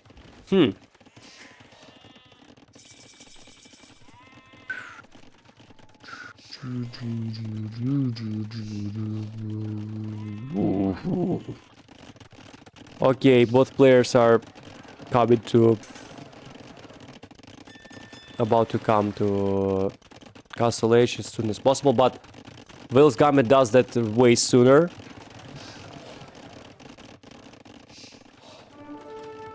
Vill's Gambit comes, he has clicked Castle H first, while Boarderdudeman does that a bit later, but still, okay, walling, not bad. Not bad measure, but Vill's Gambit, I can bet on Vill's Gambit, but mostly because of gunpowder units available for Teutons, because the Teutons have hand cannoneers and bombard cannons, but that's it. Also, they have durable infantry and cavalry. Would that work? In terms of infantry, I don't think so. In terms of cavalry, don't think that neither. Oh my god. See. The fire galley. That's about to be upgraded from Boarderdudeman. But he's placed in this castle. Oh my god. This can be the failure for the Vill's Gambit. Shit, it's really bad. Okay, here we have bad news for Vill's Gambit. This castle is gonna be the out castle for Vill's Gambit. No. Just protect this. Make the protective castle and start taking the control of the stone. Okay, demolition ship. I think we need to check these icons. They used to be here.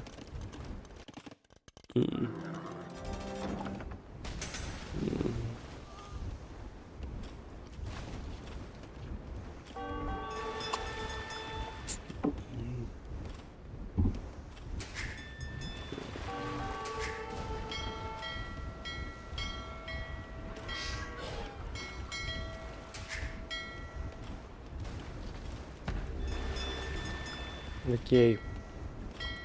Now fire ship is really about to fall, but this area is lost by Vill's Gambit.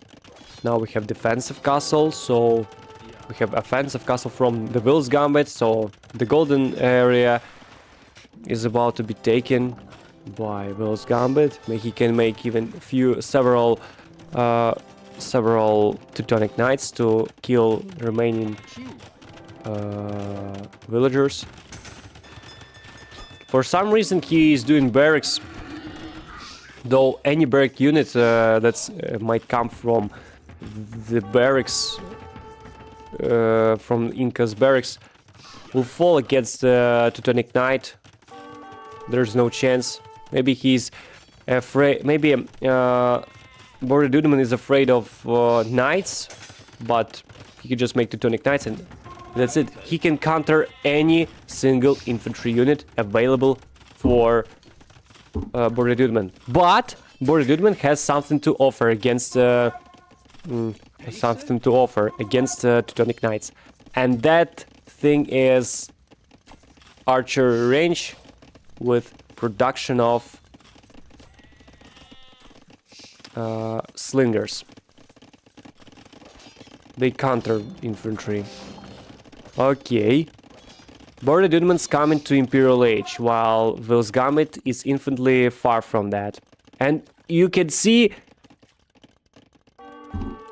he's almost erased. The only horse and buffaloes is available for Vill's Gambit at this point. Again. Oh my god, he's so daredevil here at this point. Coming for you.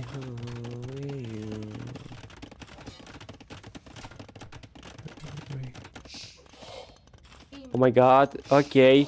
At least this won't be one-sided, because Vill's Gambit's killing several villagers. Sure, he was erased. His presence was completely erased by Boarderdudeman. On the water side, on the stone side, the stone quarter, you still have these things. You still have the strong presence of Vill's Gambit, though it might be changed with Imperial Age. Yeah, this is the most reliable thing. But Vill's Gambit is making a serious statement on the golden area and on the stone area, and he's taking the the food area over. There's a problem. There are trebuchets coming here, and sure, Vill's Gambit can stand for some amount of time. He can stand, but what he's gonna do? Actually, like. Boarderdudeman can use the one ship, and that ship is Catapult Galleon. It's free for South American, Mesoamerican, and Cumans.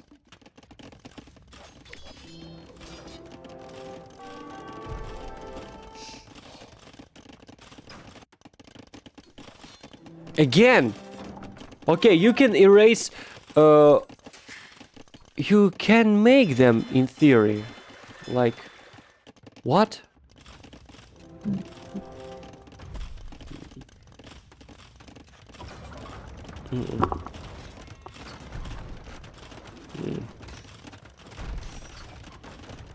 Okay, Ironclad. Yeah. I'm afraid that Vill's Gambit is about to lose his control over the stone. Shit. It's still far from clicking Imperial Age, which provides the biggest advantage for Boarderdudeman. Oh my god, sneaky one. He can presume that there is somebody is collecting this this gold. But again.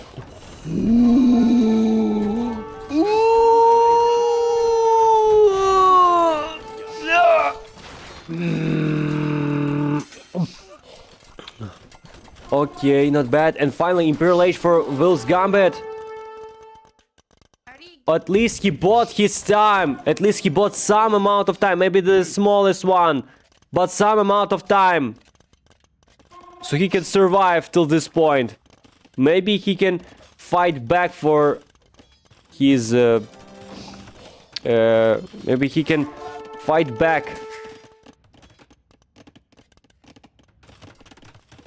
Maybe he can come back in terms of, well, you know, coming to the next stage. He can fight back, fight this stone quarter back. We fight back this shit. Oh my god.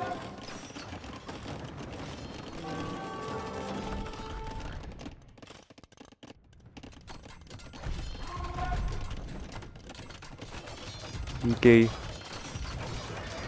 This is about to fall. This trebuchet is about to fall down. Yes, it has fallen down.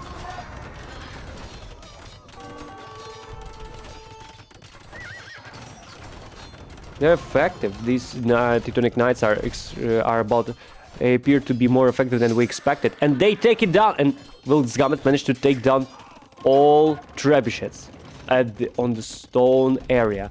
But there's another problem. Stone area. There are 2 trebuchets, 3 set up here, and that's it.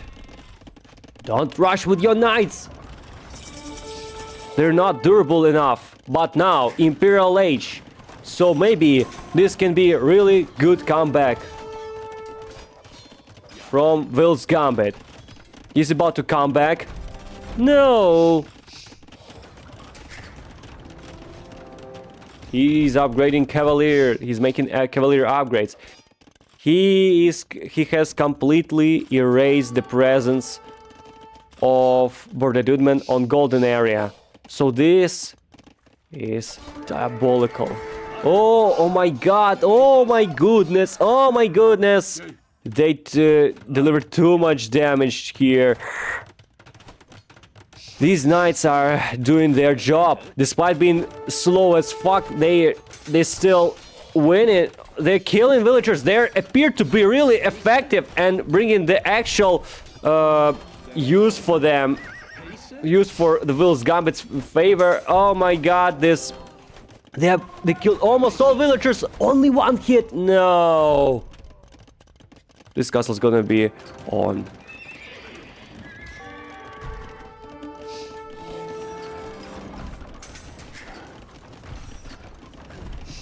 This is just a waste. Such a waste. Oh, crenellations! Oh my god! It makes an even bigger range. Provides the castle with bigger range attack for Teutons. Oh my goodness! Which means this castle can reach this castle with ease. Kill, yeah, finally. It's gonna be finished.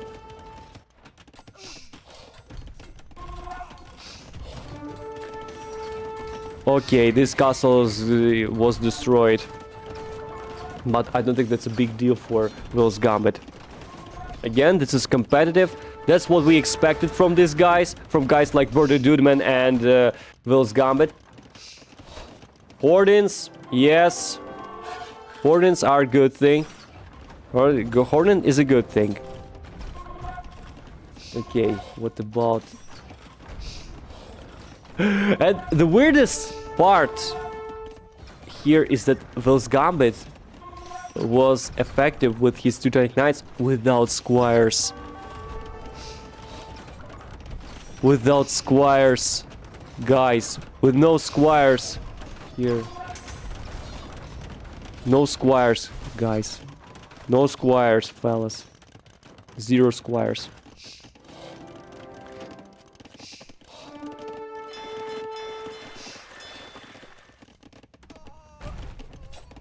Now, here there's the biggest question here is that who's gonna be first to erase on the first on the food area, on the food part here. It's probably gonna be the Will's Gambit, so he can come back. So again, if we thought that it couldn't surprise us, that could surprise that how it's gonna be this. Okay, GG's. Vill's Gambit's victorious. Each time we see the Vill's Gambit and think he's not gonna amaze us again the way he used to a long time before, then he comes back here and does that. Great, great, really great. Incredible, incredible. And maybe the last game. Okay, the last game from Vill's Gambit versus Boarderdudeman on 7Ps in 7Ps 9.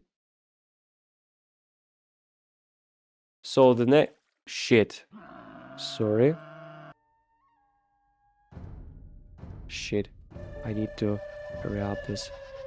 Oh my god. Okay. The next game, the last game here for now. The last game for today is that Boarderdudeman versus Vill's Gambit. Vill's Gambit picked week 6.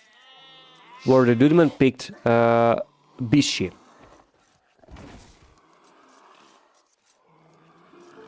So here we have this Britons versus Turks. No laming. Yeah, bye. Yeah, Turks and Britons. Both civs are good on arena maps. Both civs have great unique units that fire from long range. I mean, Britons more about long range, Turks more about a damage deal, serious damage deal.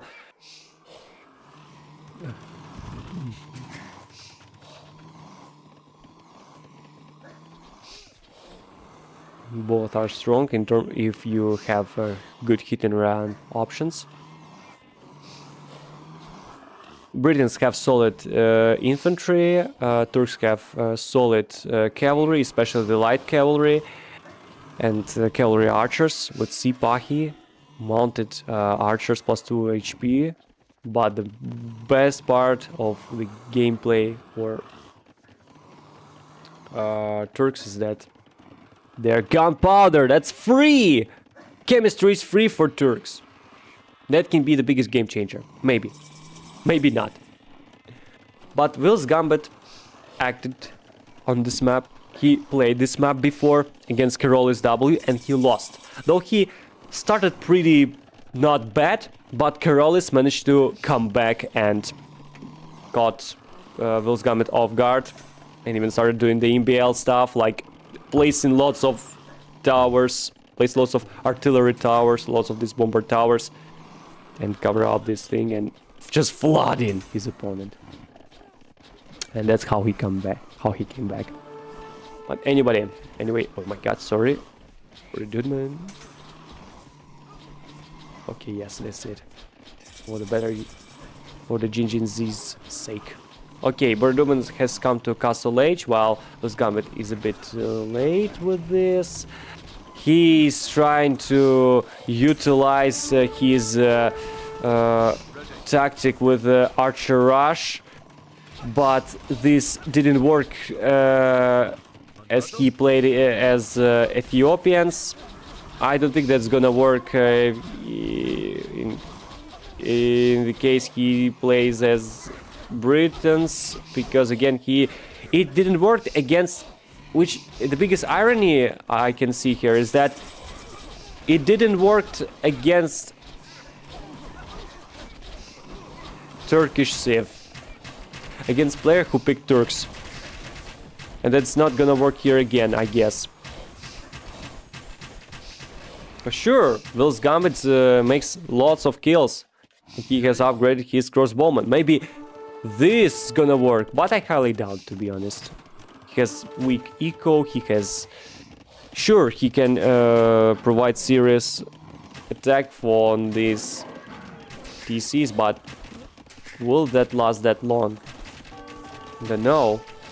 Because it, like, at least, unless we can see here the clear way, Because in case if you watched Carolius, his the Vill's Gambit game on this map against Carolius, Carolius has placed TCs close with the attack ranges close to each other, so there was basically no space for these crossbowmen to come through this eco and do any damage. But maybe this is the biggest mistake I see for Boarderdudeman. So okay, Boarderdudeman seems to be fucked here. This we can see clear way for Vill's Gambit. Maybe this is OP strategy. No, it's not OP. We saw Vill's Gambit's losing this game on this map. Okay, he's under this control, but the manga shot can be really nasty. Oh, the straight card is gonna fall down. Pay attention. Pay attention. Pay attention. Oh, no. Okay, the first shot was really good. The second is not that good. But now they're out. Okay. Maybe this time this strategy is gonna work. Maybe. Maybe not.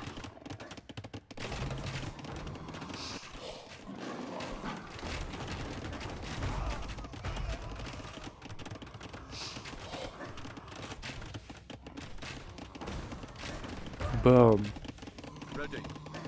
Again, all crossbowmen here are gunners, but there are new ones with mangonels, a supportive unit. But eco is better for Boarderdudeman for sure. Those amount of resources collected is not that big. I mean, the difference is not that dramatic. Yeah. Maybe with Britons this strategy works better than with Ethiopians. Okay, Vill's Gambit has collected enough food for Imperial Age, but he needs to collect more gold for that purpose, but okay, whatever. We can wait.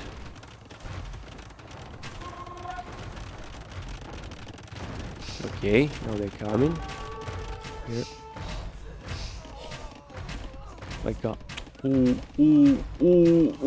my god. It was really... It sucks.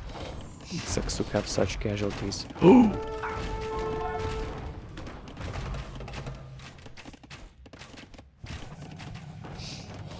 No! Oh my god.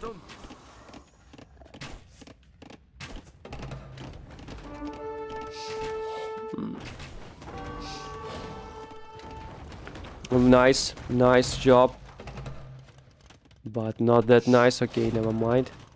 Few castles, but okay, Vill's Gambit can just sell necessary amount of okay, wait a minute. There's no... my god. There's no market for Vill's Gambit, so he cannot sell this. Maybe he wants to be netty in terms of resource collection. Like, not using the market. He wants to collect the gold with his own villagers instead. Which is fine and respectable because he is in control, he's in charge of situation. But there are problems. There are problems. Okay, he's trying to defend with his mangonels because again, skirmishers for Turks suck. They suck.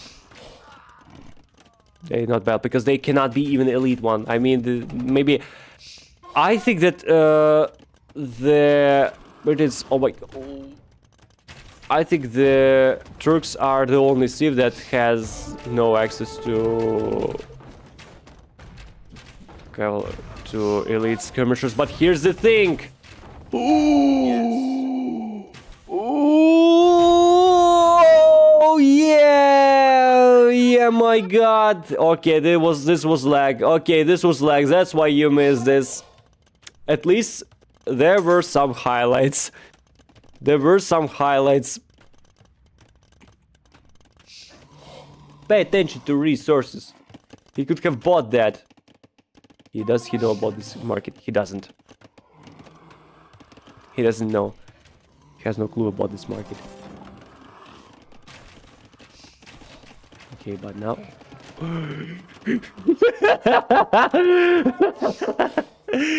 Pay attention to this genius. He's building houses near the market and closing the way, the safest way between these trade cards, between this market and this market. Shit. Shit, it's really weird strategy.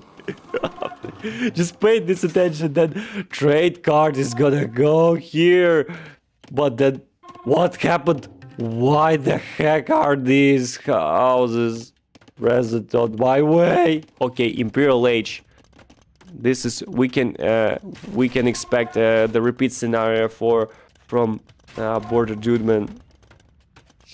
We can repeat scenario for Vill's Gambit and how he lost the game on Beachy against Carolus. So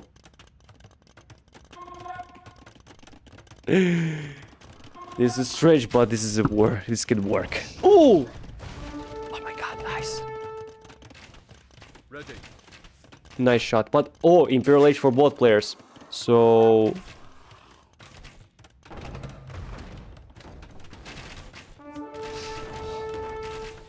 okay, it still survived. Okay, not bad shot. Ooh! Nice! Nice! Oh my goodness! Yeah! Oh my god! Oh my god! Oh my god!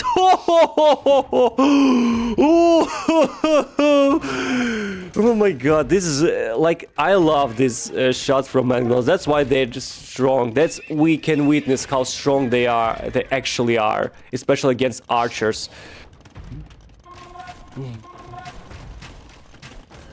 My god! You should be careful with this. Even with all carefulness and all micro that Vill's Gambit has, it's still impressive. Oh my god. Yeah, boy. Shit. It's like it's weirdo play, but it works. It works.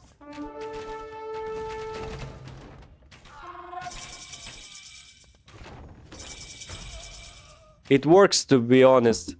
And now Boarderdudeman is in Imperial Age, which means okay, he has hussars that are about to get scaled bar number. They already have bloodlines with +2 HP. They all have husbandry. They're about to get armor upgrades, and then we about to get tough times for Vill's Gambit because these hussars are about to be really pain in ass for the British army. Sure, they can get chemistry, but will that make that big difference? Don't think so. With extra range, okay, nice shots from Vill's Gambit. Nice sniping, nice villager sniping. They even countered the bombard cannons. But what you gonna do with these guys? You know about these guys, you're aware of these guys. And they're about to raid anything you have. So... oh... okay, this is not pleasant, but okay, who cares? Whatever. Oh, yeah. Oh, yeah. Oh my god, they're about to shoot this.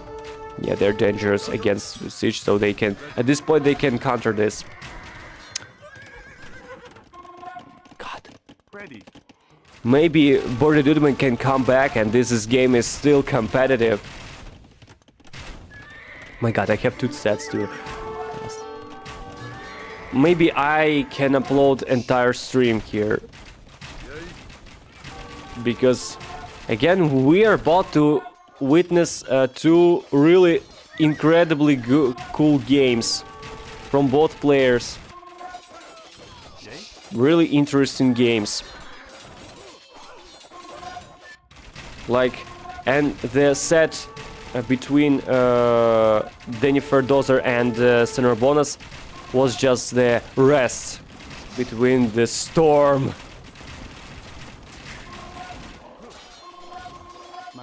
My god. Now Vill's Gambit is out of villagers. And he's not gonna see the... he's not gonna build the castle that very soon, anytime soon.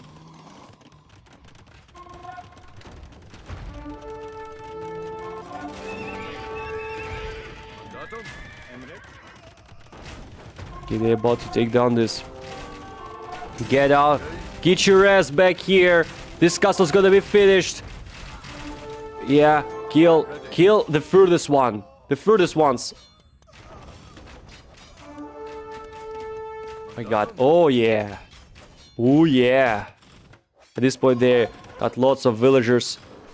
Vill's Gambit Eco is in the big trouble. My god. But now it's a pikeman, so maybe Vill's Gambit can establish his victory. I love this guy, to be honest, and I will be glad if he takes another victorious set. But then I'm sure. Oh my god, they're within this castle range.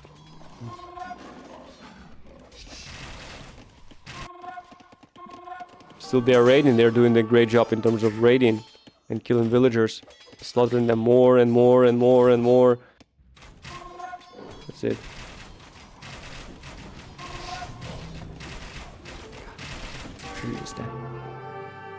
No, Boarderdudeman victorious. Now he was flooded by these hussars. So the Turkish hussars solved the issue, so they made it. And I think that's really good set. GG's for both players. Shout out to both players. There was some interesting to look at. I think this stream needs to be posted on my YouTube channel. Okay, now I think that's all for today. Thanks for watching. See you next time. Goodbye, everybody. Goodbye.